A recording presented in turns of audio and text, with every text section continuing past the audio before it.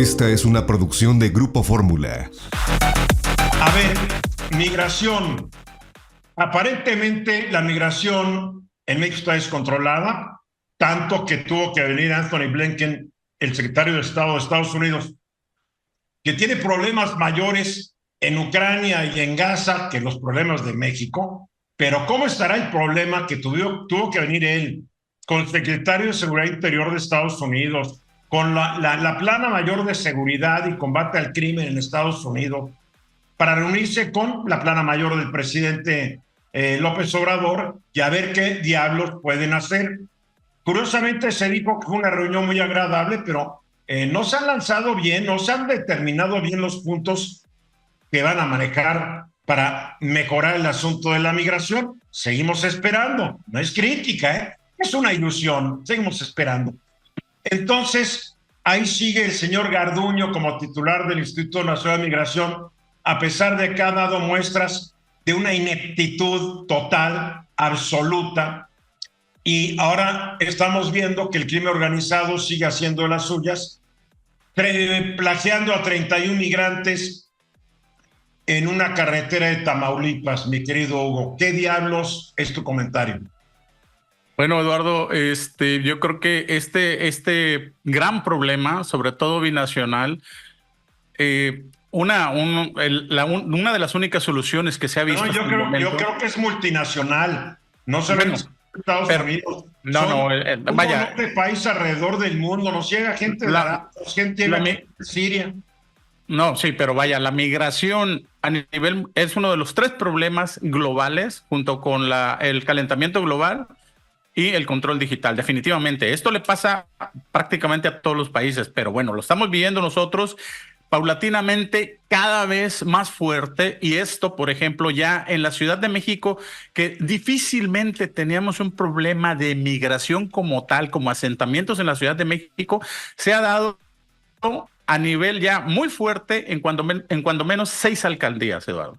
Estamos hablando de que ya albergues de la Organización Internacional para la Migración ya se están quejando directamente de que, por ejemplo, en los albergues, algunos que hay para 80 personas, ya recibieron a 600, están totalmente atiborrados. Y afuera, entonces estoy hablando en Tláhuac, en la Ciudad de México, afuera tienen 200 personas. Y así se está bifurcando, o sea, más bien se está trasladando a prácticamente la mitad de las delegaciones de la Ciudad de México. Pero estás hablando de la Ciudad de México, pero hay lugares del país que están enfrentando una situación mucho más grave, mi estimado Hugo. Así es, pero vaya, para mí este síntoma que realmente la Ciudad de México no lo había sufrido antes, por supuesto que es parte de este gran problema que le está pasando al país y cómo está aumentando. Porque, vaya, la gente que llega a la Ciudad de México, Eduardo, antes se iban y se estacionaban probablemente en la frontera o lo más que podían en la frontera. Esto quiere decir, y para muchos analistas y mucha gente que está viendo el problema, quiere decir que muchos de todos ellos se van a conformar con quedarse en México. Y realmente las pláticas que hay ahora con el Instituto Nacional de Migración y con el gobierno federal es que les otorguen un permiso o visa para trabajo aquí en México, porque simple y sencillamente están viendo que Estados Unidos está actuando ahorita como un tapón. Vemos, por ejemplo, Greg Abbott en Texas, y estamos viendo también en Florida, DeSantis, cómo realmente están conteniendo la parte migratoria, y a nivel de policía se están agarrando a ellos, ¿no? Bueno, es un problema político en Estados Unidos. Es un problema económico, político, porque la verdad son millones los que entran a Estados Unidos. Aquí en México criticamos a los gringos por su política, pero ya quisiera ver que México se llene de millones de extranjeros ilegales. A ver qué felicidad ponemos los mexicanos. Lo que no estamos de acuerdo es con las técnicas que Greg Abbott y otros impresentables republicanos están utilizando. Pero ya lo estás viendo en Nueva York.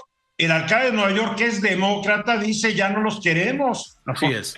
Cuesta mucho dinero. Recordemos el optimismo del presidente López Obrador al principio de su mandato, cuando dijo que vengan los migrantes. Aquí en México les vamos a dar trabajo, seguro social, educación para sus hijos y vivienda. Claro, no se les ha dado todo lo peor, y se les ha maltratado mucho por parte de las autoridades migratorias, el ejército, la Guardia Nacional, las policías estatales, o sea, muy mal maltrato. No lo digo yo, ahí está documentado, no es crítica, es únicamente pues narrar una realidad de lo que está ocurriendo.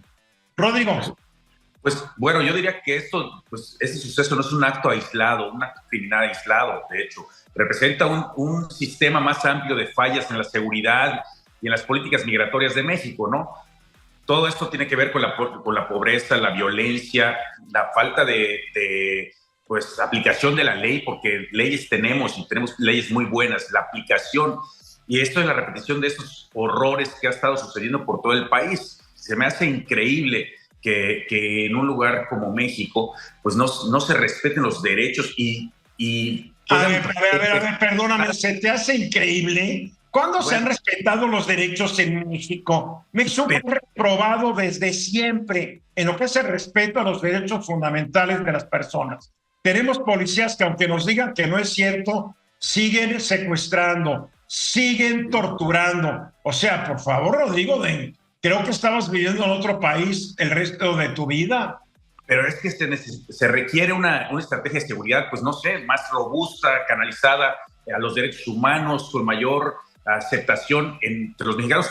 Esto que secuestran a más de 30 personas, Eduardo, bueno, pues esto no es como que agarraron a uno o a dos. Eso es algo terrible. En conclusión, el secuestro en Tamaulipas es una llamada de atención a todo México sobre la urgente necesidad de repensar, de reformar las políticas de seguridad, de migración, de todo, ¿no? Solo de acuerdo.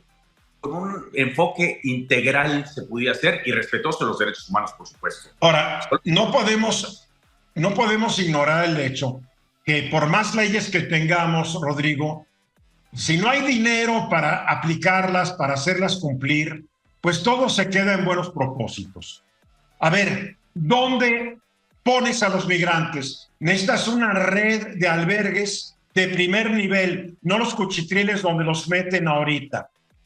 Necesitas muchos recursos para dar de comer.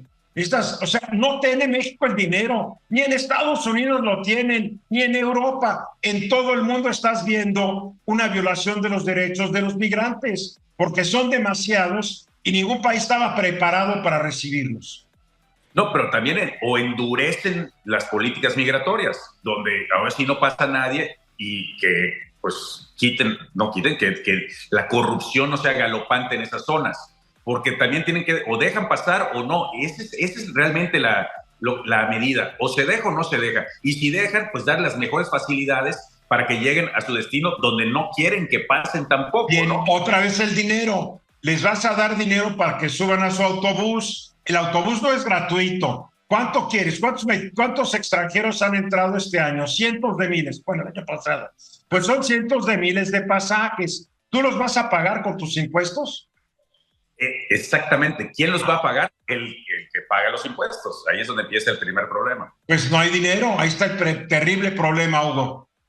Bueno, es que este problema, si no lo solucionas a corto plazo, va a ser un problema a largo plazo y para siempre, porque ya no se solucionó, dejen de soñar. No, Eduardo, pero aquí, por ejemplo, también hay que ver cómo se ha comportado la política migratoria en México. Primero es una invitación a que vengan, aquí hay trabajo. Después ocurre una tragedia en el albergue de Ciudad Juárez con 40 muertos.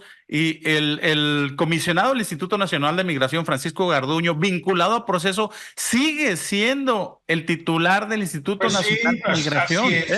Se ha manejado, si de por sí es difícil el manejo, cuando tienes un inepto para manejarlo, todavía es peor. En fin, esta situación, y no se va a arreglar. Y seguimos esperando que nos digan qué acordaron los gobiernos de México y Estados Unidos durante la reunión hace unos días en Palacio Nacional, entre la plana mayor del presidente Biden y el presidente López Obrador y su plana mayor. Seguiremos esperando mensajes y regresamos. Esta fue una producción de Grupo Fórmula. Encuentra más contenido como este en radioformula.mx.